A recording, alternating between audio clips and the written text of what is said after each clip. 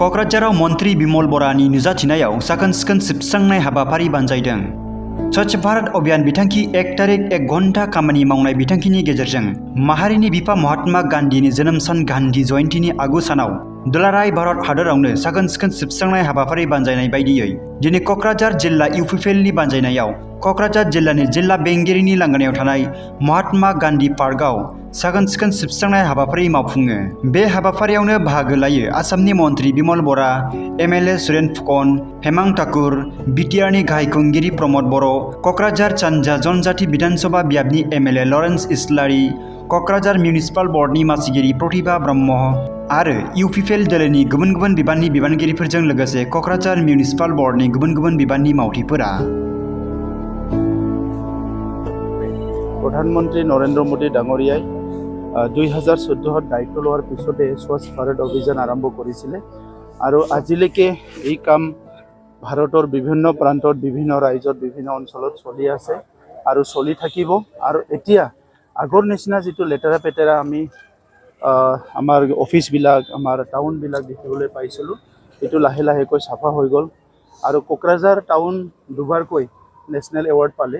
অসমৰ বহুত টাউন এতিয়া নেশনেল এৱাৰ্ড পাইছে ক্লিন টাউন বুলি পেলাই। গতিকে আজি আমি সকলো আনন্দিত। আৰু আজি আমাৰ অসমৰ মন্ত্ৰী বিমল বৰা ডাঙৰীয়া, বিধায়ক হেমাংগ ঠাকুৰীয়া ডাঙৰীয়া, সুৰেন ফুকন ডাঙৰীয়া, লৰেন্স ইছলাৰি ডাঙৰীয়া সকলো মিলি পেলাই আজি কোকৰাঝাৰ টাউনত বিভিন্ন ৱাৰ্ডত আমাৰ সাফাই অভিযান চলি আছে। আৰু মই আশা কৰোঁ যে এনেকুৱা যদি সকলো সচেতন হৈ থাকে ভাৰতবৰ্ষখন সদায় পৰিষ্কাৰ হৈ থাকিব। আৰু এই মহান এটা কাৰ্যসূচী লোৱাৰ কাৰণে মই প্ৰধানমন্ত্ৰী নৰেন্দ্ৰ মোদী ডাঙৰীয়াক ধন্যবাদ জনাইছোঁ। আৰু অসমত বিশেষভাৱে এই সচেতনতা আনাৰ ক্ষেত্ৰত দায়িত্ব লৈ পেলাই প্ৰত্যেকটো মুহূৰ্তত অসমখন স্বচ্ছ কৰি ৰখাৰ কাৰণে আমাক সকলোকে উপদেশ দি থকাৰ কাৰণে আমাৰ মুখ্যমন্ত্ৰী ডক্টৰ হিমন্ত বিশ্ব শৰ্মা ডাঙৰীয়াকো মই ধন্যবাদ জনাইছোঁ।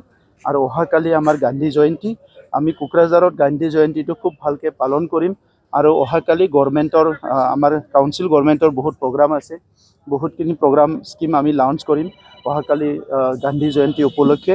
গতিকে মই অসমৰ তথা ভাৰতৰ ৰাইজক আমাৰ জাতিৰ পিতা মহাত্মা গান্ধীৰ যি মহান বাণী এইবিলাক মানি চলি বিশ্বখন শান্তি কৰাৰ সকলো আগবাঢ়ি অহাৰ কাৰণে মই সকলোকে ধন্যবাদ জনাইছোঁ। আমাৰ হিংসামুক্ত এটা সমাজ লাগে, ইয়াৰ কাৰণে গান্ধীজীৰ যিটো আদৰ্শ আৰু নীতি এইটোৰে আমি সদায় আগবাঢ়ি যাম।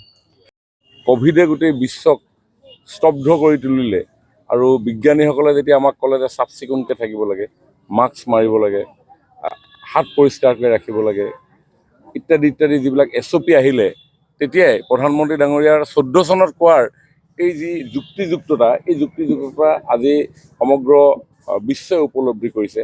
আৰু সেইকাৰণে পূজ্য বাপুদেৱৰ যি সপোন, এখন সুস্থ সবল দেশ নিৰ্মাণ কৰা, আৰু সেই নিৰ্মাণ কৰা দিশেৰে স্বচ্ছতা যে প্ৰথম অৱস্থাত আছে সেই কথা আজি প্ৰমাণ হৈছে। আৰু আজিৰ দিনটো সমগ্ৰ দেশে এই স্বচ্ছতা হি সেৱা এই অনুষ্ঠান পালন কৰিছে। আমিও কোকৰাঝাৰত বিটিআৰৰ চিফ প্ৰমোদ বড়ো ডাঙৰীয়াৰ নেতৃত্বত আমি এই কাৰ্যসূচী ৰূপায়ণ কৰিছোঁ।